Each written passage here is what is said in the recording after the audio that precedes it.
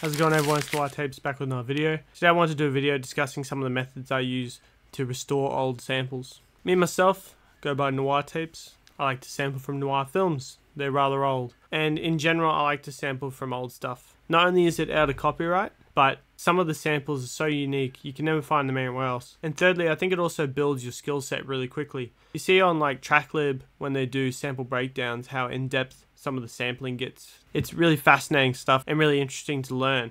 And I love to add those little techniques to my toolbox as well. But all I can picture when I sample this old stuff is that one day in the future, I'm going to have a hit and they're going to do a sample breakdown on one of my pieces.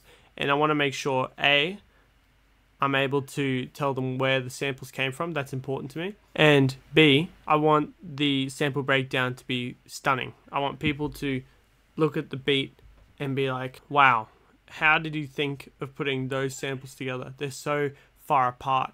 Whether it's me sampling from a modern song and adding textures from the old school stuff, or whether it's an old sample that's impossible to find, and then like I've added other layers from other old stuff, you know, just those sort of things. I think it's really interesting, and I think it would make for a really interesting breakdown in the future. So looking forward to that. But anyways, today I want to discuss some of the basic methods I use to restore these old samples to make them sound nicer to the ear, but also maintain a bit of the old school flavor. Ultimately, when I use old samples, I don't necessarily want to get rid of all the old flavor. That's the whole point of using an old sample, is to keep that old school vintage texture. So I'll go over some basic ones, and I could go more heavy. I have a bunch of different techniques, but I'll just show you some basic ones. So the first sample I have here is actually from just an old song. I think it must have been from one of my vinyls because it's got a heavy layer of vinyl noise on top. I'm going to do my best to calm that down a bit and bring out the actual piano notes in the sample. The first and most important thing with these samples is to make sure the volume is nice and loud. A lot of time when you pull these old samples, they're rather quiet. And that's just due to the fact that they couldn't get as loud as they can today. Could also be the fact that when you've recorded the sample with like your MPC, you've had the input turned down too much, or it just wasn't loud enough in the first place. So I'll play the sample for you now so you can hear it before I do any processing, and then we'll start getting to work with it.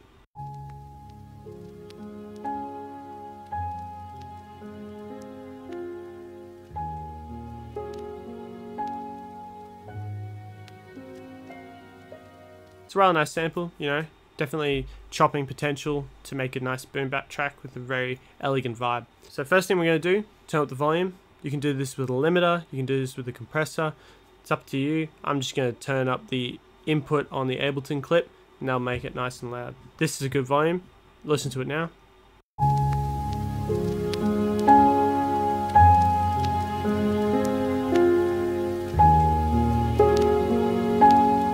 Already more vibrant.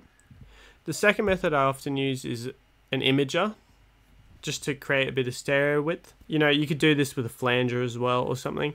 In this case, I'm not going to have to use it because this is from a vinyl and actually already has stereo information. You can hear it with the headphones on. The second sample I will, because it's definitely in mono. This one's in stereo though, so I'm not too worried about that. Skip that step. Last one I want to do, and this is another basic method, and you probably already guessed it, just a bit of EQ. So I'll show you now.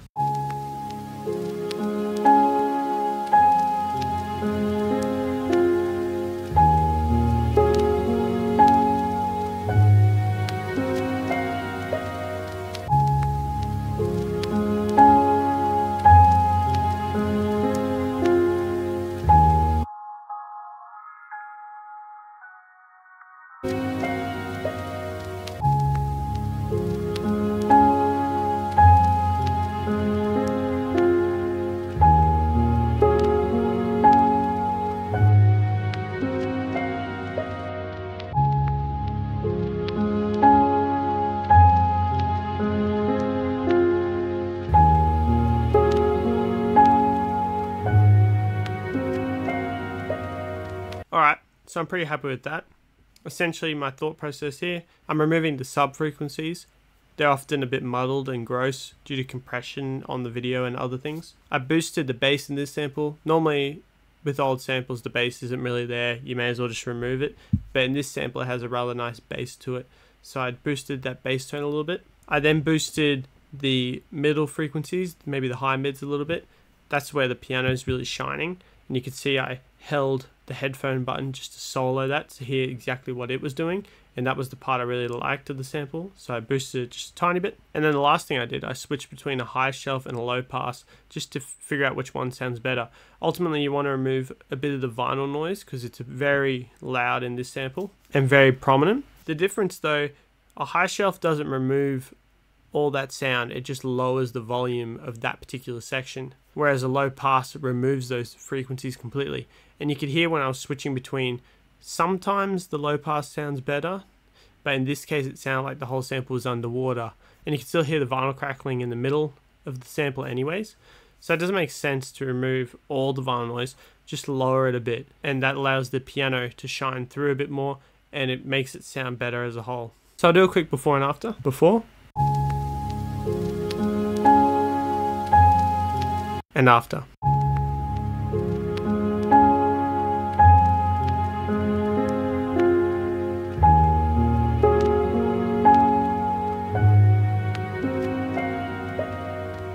And in terms of a beat, that will sound much better in a beat. The hi-hats and other layers that you add will take up that high frequency that's been removed a bit from the sample. So I'm not too worried about that, and it still sounds good. It doesn't sound underwater or drowned. Now let's move on to the second sample. I'm just going to raise the volume. Don't need to show you guys that.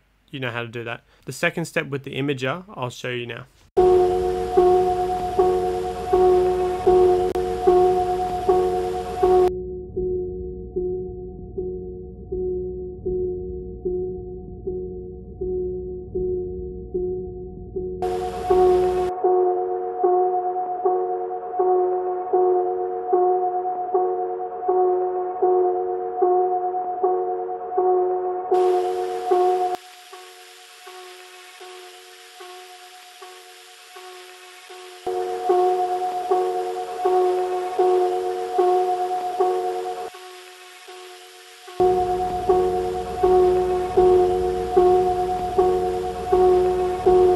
So essentially I just split it into low, mids and highs, and I just added different levels of stereo width enhancement to each one.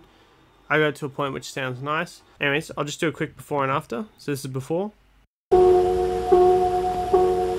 this is after.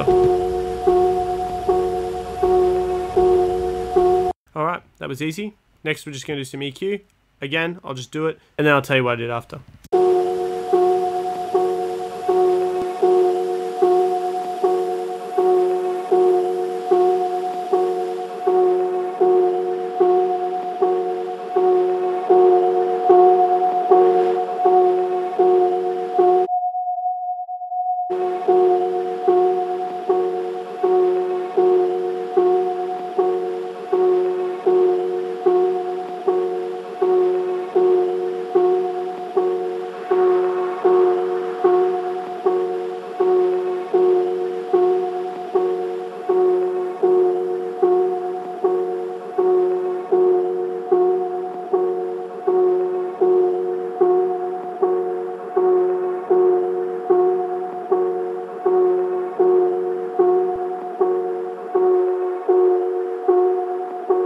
Okay, so essentially my thought process straight away, I wasn't keeping the bass in this sample, so I've cut that quite harshly, removed it as much of that as I can. Secondly, I reached for the top, did a high shelf. I didn't want to remove all the digital noise. I could have done a low pass to get rid of that, but it's very present in this sample and I wasn't going to get rid of it in any world. So may as well just lower as much of that as I can. And then use one little sharp bell just to remove that one particular harsh frequency I was talking about in the middle there. That's that purple one. I just brought it down a bit. I like the way that sounds. I'll do a quick before and after. So this is before. And this is after. I'm sure some of you will think that's too many frequencies removed. It sounds very weak. Once you start building a beat, you wouldn't be using that as the main sample. And if you did, you'd be trying to create a melody with it. But you'd make sure you print it first into an audio clip by itself. So resample that, and then you could create a melody with it. But to make it work, you would have to add reverb and maybe some other effects to really give it some vibrance. I would not use that as a main part of my beat though. I would use that as like a little additional layer or something, or some ear candy because under reverb that would sound pretty good. Anyways, I hope you enjoyed my demonstration today. I've got many more tips and tricks about this. I've done a lot of deep dives into how to restore samples and use them in beats. So if you guys are really interested in this old sample restoration stuff, I made a video earlier in the week where I used a lot of samples from old radio shows that I listen to a lot. You can check that out. I'll put it in the corner here. But yeah, hope you enjoyed. Hope you learned something. Thanks for watching, and I'll see you next time.